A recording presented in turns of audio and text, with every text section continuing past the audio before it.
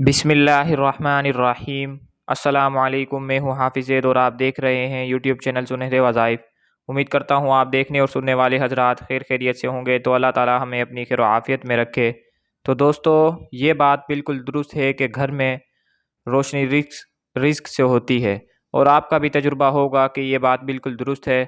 جب رزق آتا ہے تو وہ اپنے ساتھ خوشیاں بھی لاتا ہے۔ روزی کی برکت سے گھر والوں کے چہروں پر سکون اور اطمینان ہوتا ہے۔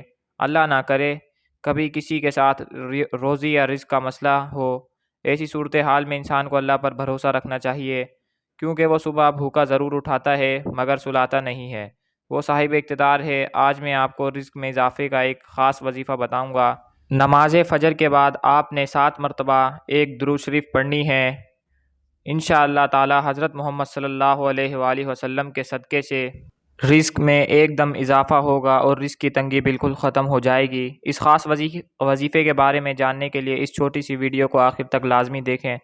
تو ہمارا آج کا وظیفہ یہ ہے کہ جو انسان رزق کی تنگی کا شکار ہو اور وہ چاہتا ہو اس کے رزق میں بے پناہ اضافہ ہو جائے اور وہ بے حد غنی ہو جائے، امیر ہو جائے، تو اس کو چاہیے روزانہ بعد نماز فجر صرف 7 مرتبہ یہ درود پاک پڑھے اور پھر اللہ پاک سے دعا کرے۔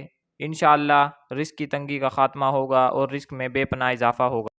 یاد رہے، جو انسان رزق کی تنگی کا شکار ہو اور وہ چاہتا ہو کہ بے حد مالدار ہو جائے، تو وہ سچے دل سے اللہ کی ذات پر بھروسہ رکھ کر یہ درود پاک کا ورد کرے۔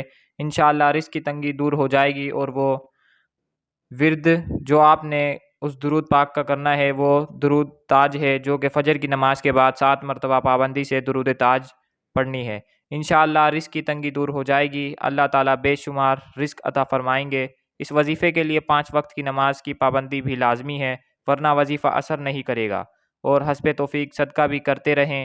اور دوستو، اچھی بات کو شیئر کرنا بھی صدقہ جاریہ ہے۔ آج کا عمل پسند آیا ہو تو لازمی شیئر کریں، اور اگر میری ویڈیو آپ کو پسند آئے تو لائک لازمی کریں، اور اگر آپ میرے چینل پر نئے ہیں تو میرے چینل کو ضرور سبسکرائب کر لیں۔